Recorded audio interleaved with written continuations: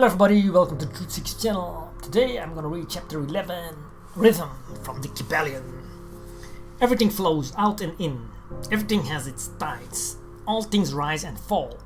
The pendulum swing manifests in everything. The measure of the swing to the right is the measure of the swing to the left.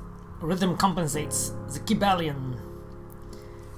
The great fifth Hermetic principle, the principle of rhythm, embodies the truth that in everything there is manifested a measured motion, and to and from movement, a flow and inflow, a swing forward and backward, a pendulum-like movement, a tide-like ebb and flow, a high tide and a low tide, between the two poles manifest on the physical, mental or spiritual planes. The principle of rhythm is closely connected with the principle of polarity, described in the preceding chapter. Rhythm manifests between the two poles established by the principle of polarity. This does not mean, however, that the pendulum of rhythm swings to the extreme poles, for this rarely happens. In fact, it is difficult to establish the extreme polar opposites in the majority of cases, but the swing is ever toward first one pole and then the other. There is always an action and reaction, an advance and a retreat, a rising and a sinking, manifested in all of the airs and phenomena of the universe: suns, worlds, men, animals, plants, minerals, forces, energy, mind, and matter. Yes, even spirit manifests this principle. The principle manifests in the creation and destruction of the worlds, in the rise and fall of nations, in the life history of all things, and finally, in the mental states of man. Beginning with the manifestations of spirit, of the all, it will be noticed that there is ever the outpouring and the indrawing, the outbreathing and inbreathing of Brahm, as the Brahmans word it. Universes are created, reach their extreme low point of materiality, and then begin in their upward swing. Suns spring into being, and then their height of power being reached.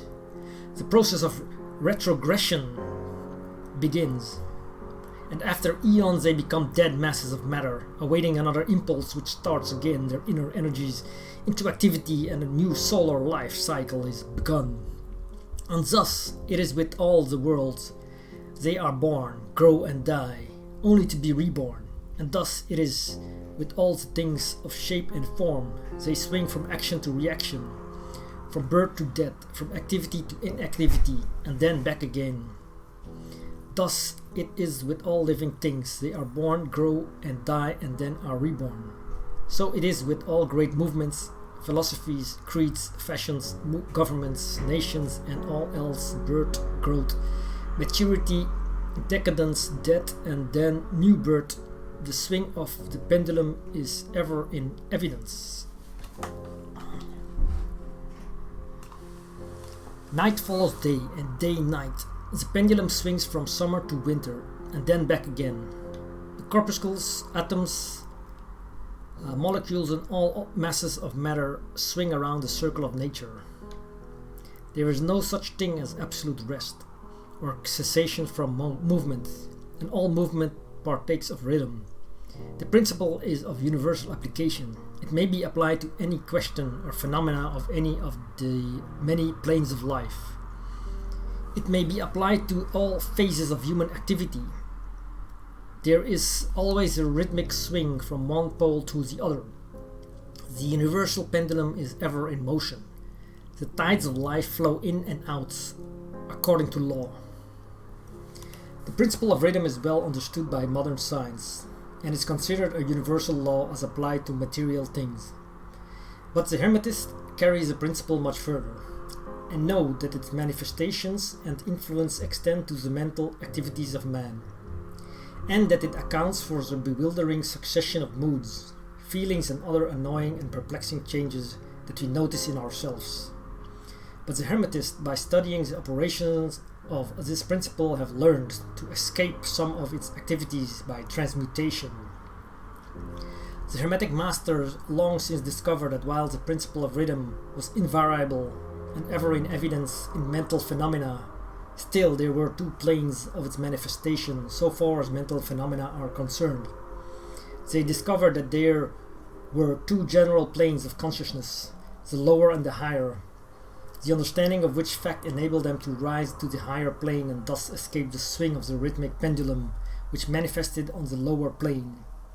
In other words, the swing of the pendulum occurred on the unconscious plane, and the consciousness was not affected. This they call the law of neutralization. Its operations consist in the raising of the ego above the vibrations of the unconscious plane of the mental activity, so that the negative swing of the pendulum is not manifested in consciousness, and therefore they are not affected. It is akin to rising above a thing and letting it pass beneath you. The Hermetic master or advanced student polarizes himself at the desired pole, and by a process akin to refusing to participate in the backward swing, or, if you prefer, a denial of its influence over him, he stands firm in his polarized position and allows the mental pendulum to swing back along the unconscious plane.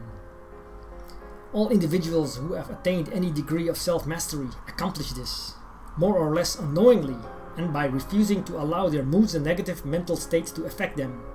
They apply the law of neutralization. The master, however, carries this to a much higher degree of proficiency, and by the use of his will he attains a degree of poise and mental firmness, almost impossible of belief on the part of those who allow themselves to be swung backward and forward by the mental pendulum of moods and feelings. The importance of this will be appreciated by any thinking person who realizes what creatures of moods, feelings, and emotions the majority of people are, and how little mastery of themselves they manifest. If you will stop and consider a moment, you will realize how much these swings of rhythm have affected you in your life. How a period of enthusiasm has been invariably followed by an opposite feeling and mood of depression. Likewise, your moods and periods of courage have been succeeded by equal moods of fear. And so it has ever been with the majority of persons. Tides of feeling have ever risen and fallen with them, but they have never suspected the cause or reason of the mental phenomena. An understanding of the workings of this principle will give one the key to the mastery of these rhythmic swings of feeling, and will enable him to know himself better and to avoid being carried away by these inflows and outflows. The will is superior to the conscious manifestation of this principle. Although the principle itself can never be destroyed, we may escape its effects. But the principle operates nevertheless. The pendulum ever swings, although we may escape being carried along with it. There are other features of the operation of this principle of rhythm, of which we wish to speak at this point. There comes into its operations that which is known as the law of compensation. One of the definitions or meaning of the word compensate is to counterbalance, which is the sense in which the Hermetics or Hermetists use the term. It is this law of compensation to which the Kybalion refers when it says, the measure of the swing to the right is the measure of the swing to the left. Rhythm compensates. The law of compensation is that the swing in one direction determines the swing in the opposite direction, or to the opposite pole. The one balances or counterbalances the other. On the physical plane we see many examples of this law. The pendulum of the clock swings a certain distance to the right, and then an equal distance to the left. The seasons balance each other in the same way. The tides follow the same law, and the same law is manifested in all the phenomena of rhythm. The pendulum with a short swing in one direction has but a short swing in the other, while the long swing to the right invariably means the long swing to the left. An object hurled upward to a certain height has an equal distance to traverse on its return. The force with which a projectile is sent upward a mile is reproduced when the projectile returns to the earth on its return journey. This law is constant on the physical plane, as reference to the standard authorities will show you. But the Hermetists carry it still further. They teach that a man's mental states are subject to the same law. The man who enjoys keenly is subject to keen suffering, while he who feels but little pain is capable of feeling but little joy. The pig suffers but little mentally and enjoys but little, he is compensated. And, on the other hand, there are other animals who enjoy keenly, but whose nervous organism and temperament cause them to suffer exquisite degrees of pain. And so it is with man. There are temperaments which permit of but low degrees of enjoyment and equally low degrees of suffering, while there are others which permit the most intense enjoyment, but also the most intense suffering. The rule is that the capacity for pain and pleasure in each individual are balanced. The law of compensation is in full operation here. But the Hermetists go still further in this matter. They teach that before one is able to enjoy a certain degree of pleasure, he must have swung as far, proportionately up toward the other pole of feeling.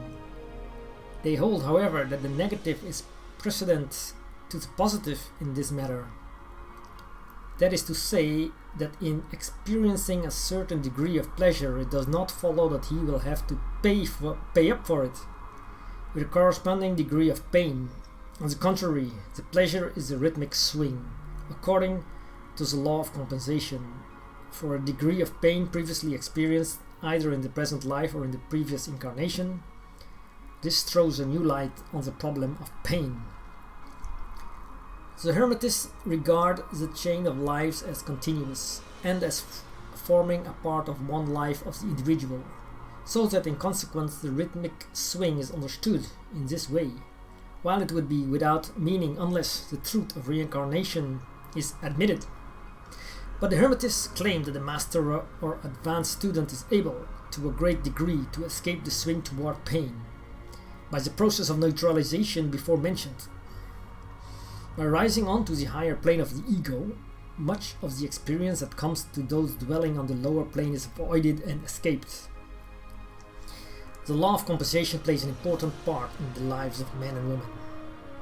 It will be noticed that one generally pays the price of anything he possesses or lacks. If he has one thing, he lacks another. The balance is struck. No one can keep his penny and have the bit of cake.